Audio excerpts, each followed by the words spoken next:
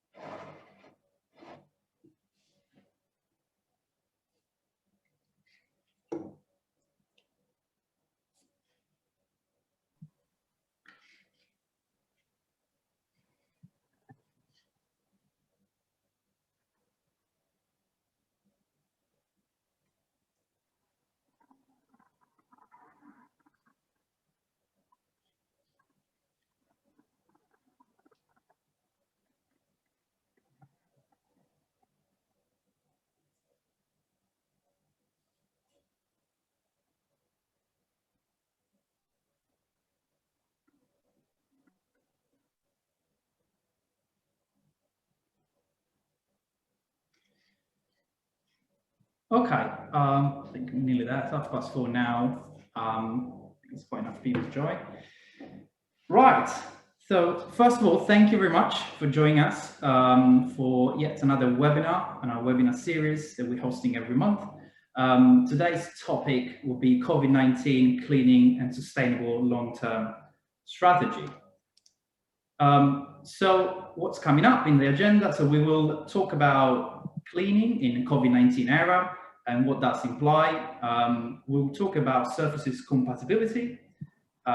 We'll also detail some of the studies that we found of effects of disinfectants on various surfaces. And then we will talk about surface cracking and recontamination and what does mean to the real world. And then we'll have some final thoughts. So today I'm joined by my colleague Mohamed. He's a research scientist and a technical writer. My name is Enrico and I'm the lead microbiologist for Inivos. And without any further ado, I'd like to pass the word to Mo and thank you all.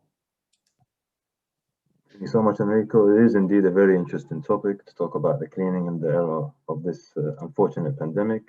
And as we know, COVID-19 pandemic created more challenges for the healthcare system and the healthcare sector in general, because it's highly contagious and it can be easily transmitted.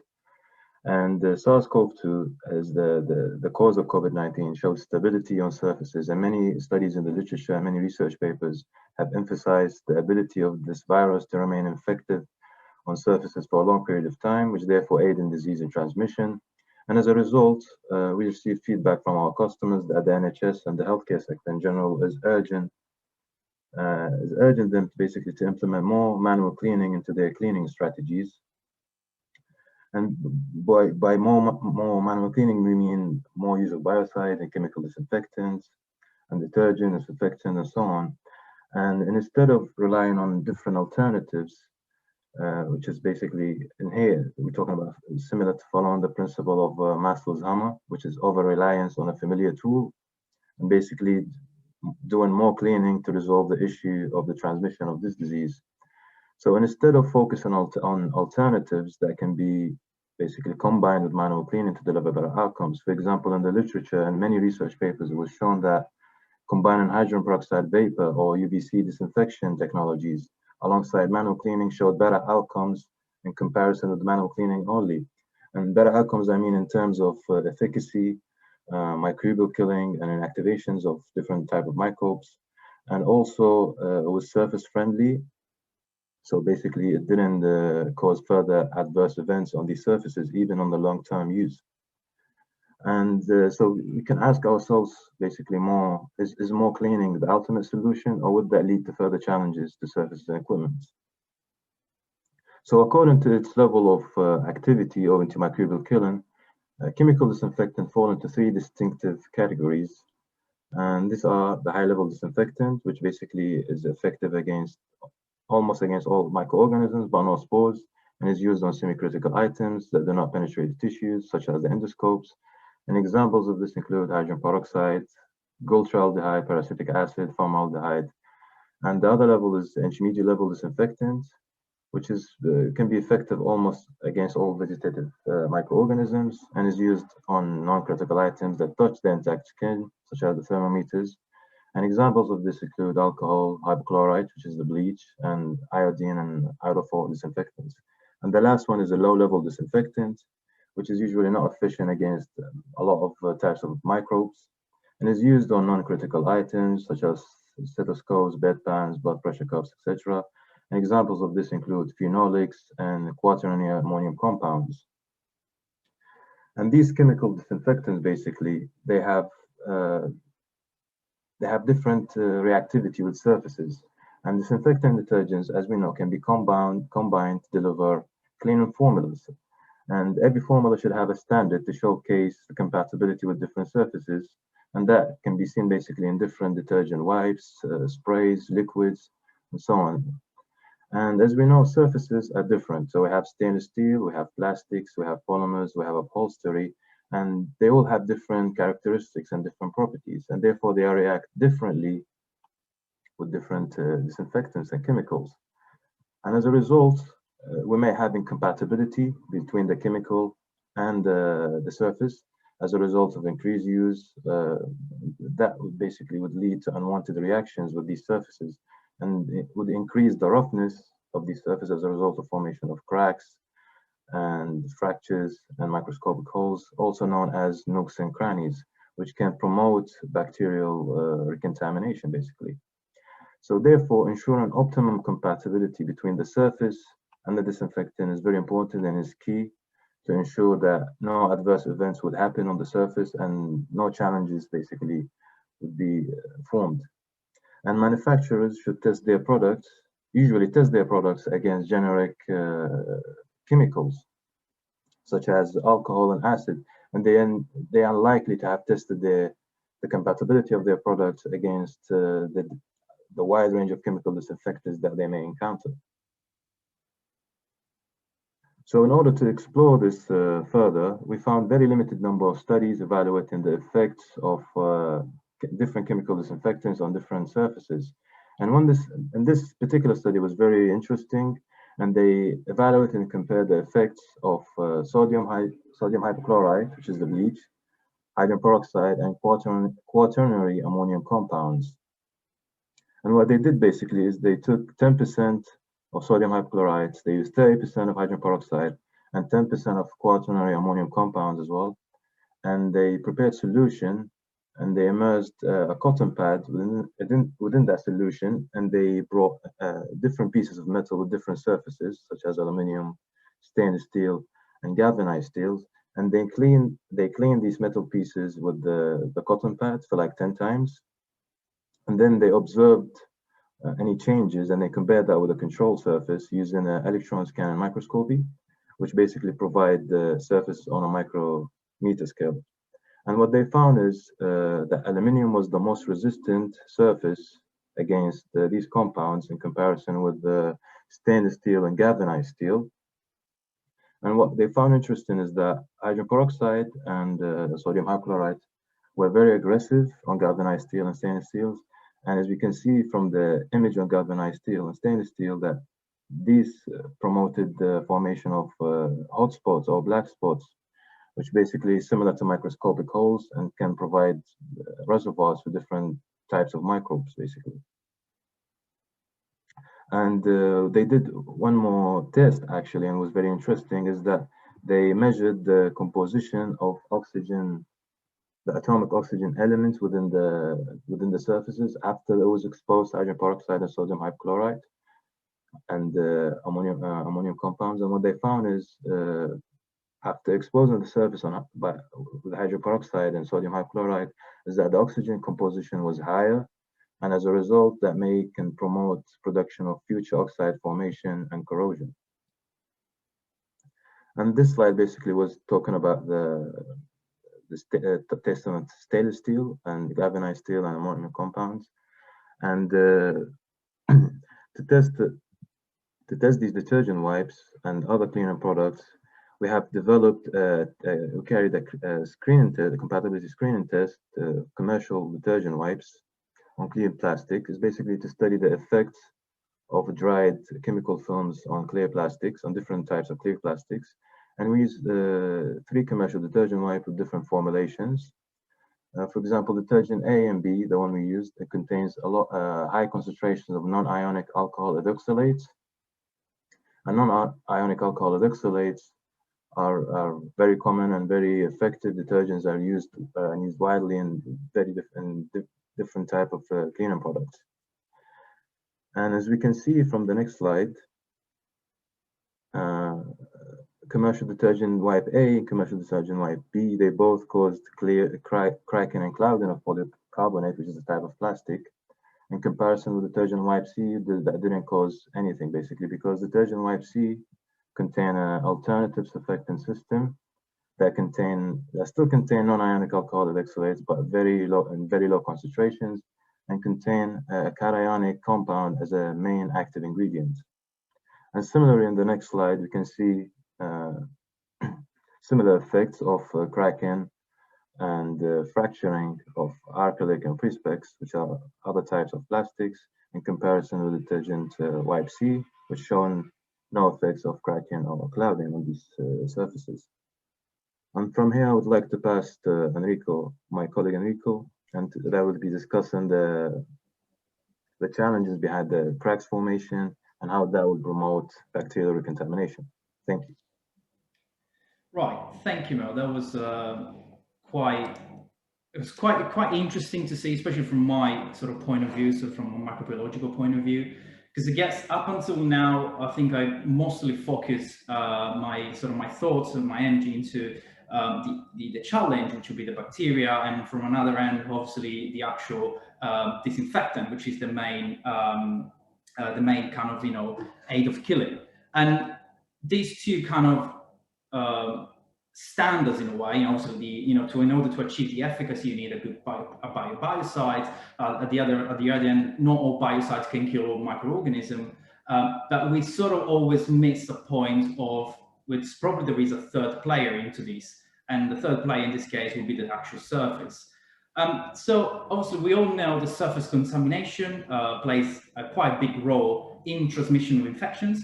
So especially now, during this pandemic, I think we all kind of well understood how important it is to actually clean every surface in order to minimize that kind of spread of transmission. But what we understand is from the literature, what we've seen so far, and also from some of the tests that we've been carrying out ourselves, is that some of these cracks, some of these sort of microscopic holes can actually provide some sort of protection to microorganisms. So we know that bacteria and microorganisms in general vary in size, but obviously they're incredibly small. Obviously, we're talking about in terms of micrometers, with viruses being even 1,000 times even smaller than a bacteria. But some of these surface cracks can be as big as 10 micrometers, which obviously clearly kind of catches the point that bacteria and microorganisms in general could technically survive, could technically found a little reservoir and kind of hide themselves or adhere and persist for longer, even after a thorough manual cleaning, for example, or after washing. Therefore, this, in a way, itself is creating a new challenge, which is, again, it's not just the organism we're trying to kill, but now we have another challenge, which is actually the surface is creating some sort of environment for them to kind of live on. And so what we found are very interesting studies, which basically investigated sort of these concepts. So the concept of surface cracks and recontamination, and how bacteria, for example, in this case, E. coli, can survive and persist for longer if these sort of microscopic holes and these sort of cracks are found on surfaces. So the study itself hypothesized that an increased surface roughness would increase the would increase the resistance to microbial to a cleaning, to a manual cleaning. And in fact, what we saw is that by using an environmental screening electron microscopy, it was shown that E. coli on these cracks increase the retention of E. coli on these cracks even after an intensive wash treatment. So now I will introduce what is called an RA value, which is quite an important value, especially for the correlation that has been found. And the idea is the RA value is basically the measure of surface roughness.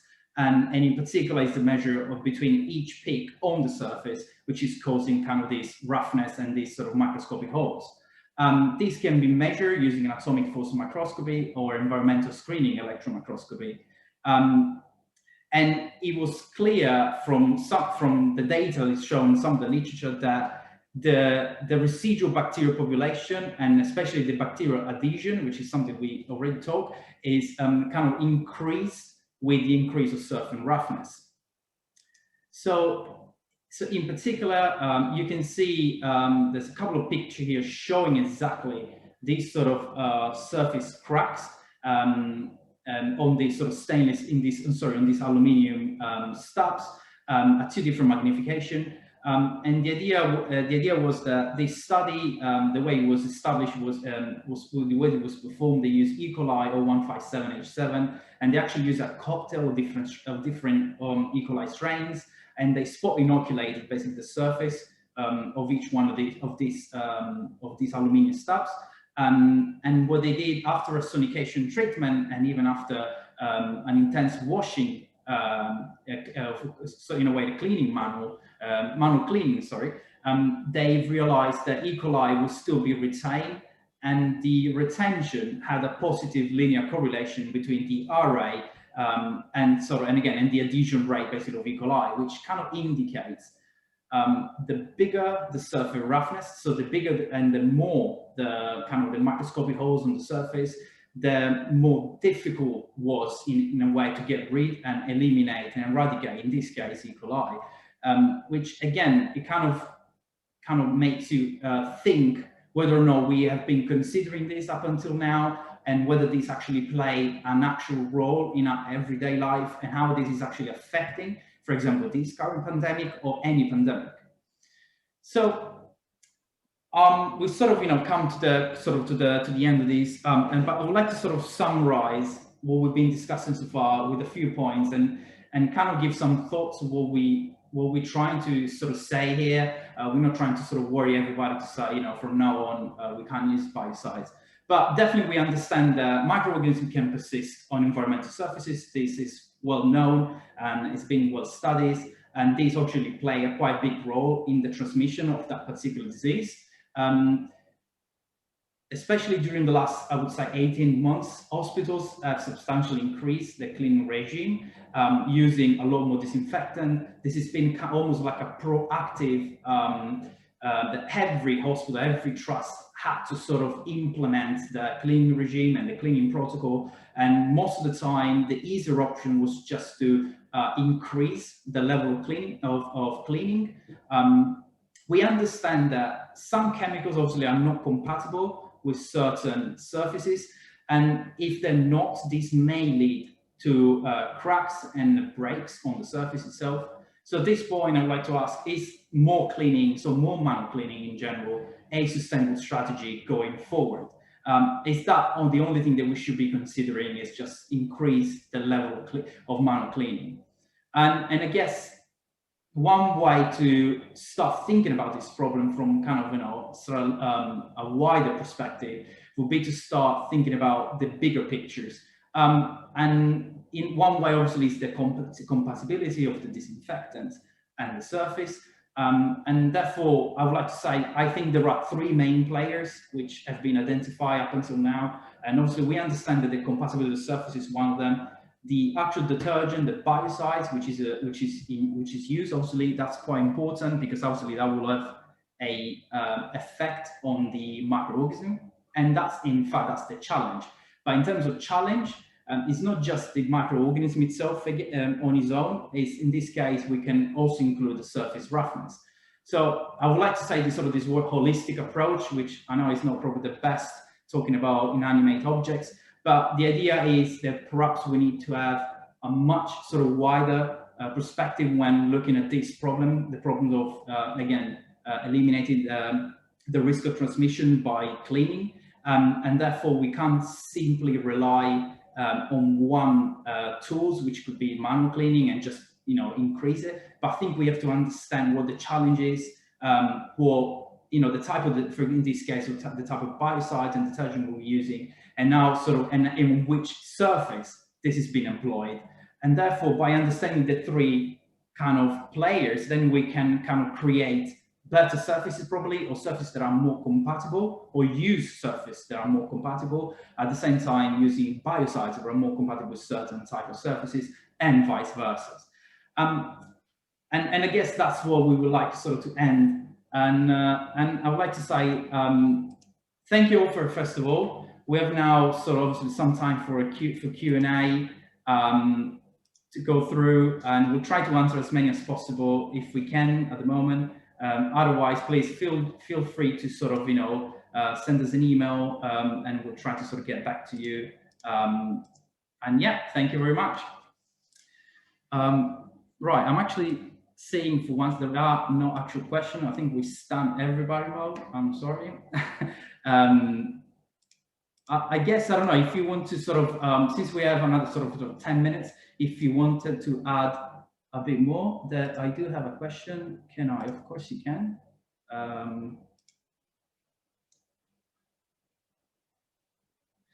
So okay, we've got quite specific question about cleaning curtains. I know you, Mo, have been looking quite a lot of literature.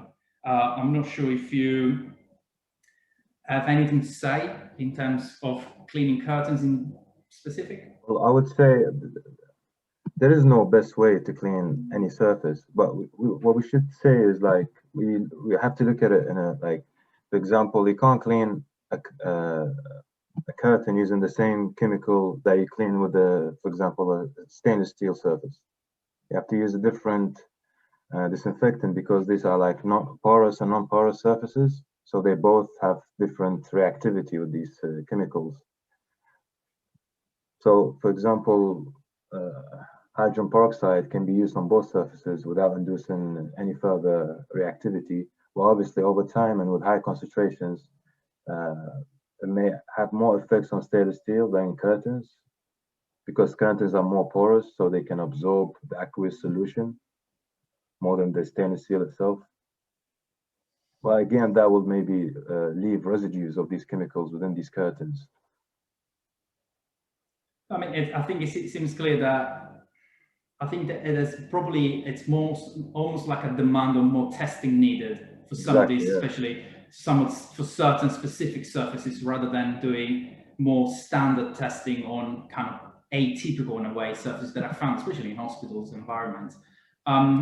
We've got a few more questions. So I have one. So if you know, so what surfaces are more susceptible to scratching? It's stainless steel, because it's hard and inert and it's smooth, and usually when people are cleaning it, they scratch it very hard, and these very abrasive materials and very abrasive chemicals, and that over time basically will result in it being scratched. And also we have plastics can be scratched easy as well if you apply the very strong disinfectant on it. And as we saw from the images from our study we did on plastics, that some chemicals that can basically cause clouding and cracking. Then I think got a few more questions on specific compounds, and again, I'm afraid I keep passing on to you, Mo, because I know you know definitely a lot more than me on chemical. And again, they're specifically asking, again, I'm not sure if you have more information on sodium dioxide, for example. What about sodium dioxide? I guess whether or not is so the question is not quite clear, but I'm assuming they're asking whether or not sodium dioxide is, we got any experience in terms of whether or not it's good on surfaces, as good efficacy. To be honest, it hasn't been mentioned that much, so I'm assuming that it's not as effective as the other chemicals. Like Perhaps it's not as effective as hydrogen peroxide, for example, or peracetic acid. I guess perhaps what we could do, if you have more specific question, you can sort of email us directly, and we'll try to answer your feedback, with more kind of specific information. And just a few more questions. So I've got, we don't have a direct clinical trial on COVID-19 viruses, I would like to say. We are working on many things, but we don't have that kind of direct link. We're trying to look at more of a, again, bigger picture kind of idea. Yes, there will be a recording available for this webinar. Then we've got a few more questions on, again, whether or not what surfaces are more porous than others. I mean, this is, in a way, sometimes it could be self-explanatory. But yeah, again, I don't know if you want to say anything about what surfaces are more porous than others. Mo? Oh, I don't know. Again, we can come back on these. I think we're more, because again, the idea is, for example, what you were saying before between, kind of stainless steel surface, obviously, and curtains. Obviously, curtains will be more porous, will allow more detergents in, and compared to metal surfaces, obviously. And I would like to actually finish with the last question, which talks about where should I find product compatibility information for different chemicals and cleaners. And I guess the answer is, I don't think there is a one specific place to look for all this. And that's what I think is missing. But I think this question, I think, captures what we're trying to say here. Yeah, I think the idea is that some of this information are missing. And definitely they don't come with the product. And they don't come with the surface. They come from studies and research papers. And I think that's exactly what we're trying to say. I think there is more need for testing. And again, more manufacturer, I think we all need, in a way, everybody needs to step up in a way their game and understand that it's not just easy to do a small test in the lab and say, this is good and can be used forever. But I think that's what we're lacking at the moment, is that informations on kind of, which will kind of link together surface with the disinfectants. We also have questions from the chat panel. You can see them, Rico. I cannot. Do you wanna? Yeah, if you see any other question, please pick them up. And we use chlorine as our main cleaning product in the hospital. What issues should we be looking at for on surface damage? Again, this has to be investigated. Like this is why compatibility testing comes in place. So if you have a question that you're not sure whether this chemical can have adverse events on these surfaces, that's why compatibility testing plays an important role in answering that particular question. So we can say maybe chlorine can be good on certain surfaces, but it wouldn't be as efficient as on other surfaces and may cause further damages.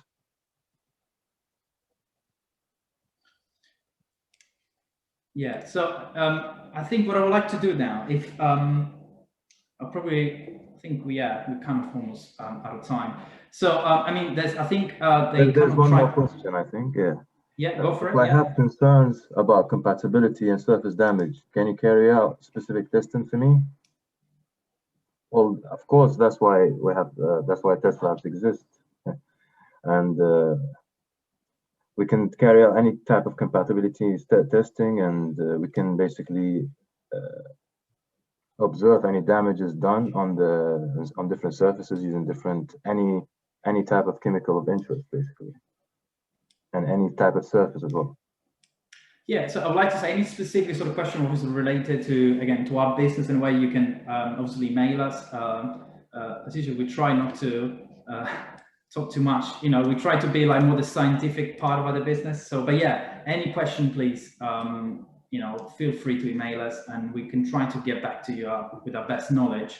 But I would like to sort of say thank you ever so much.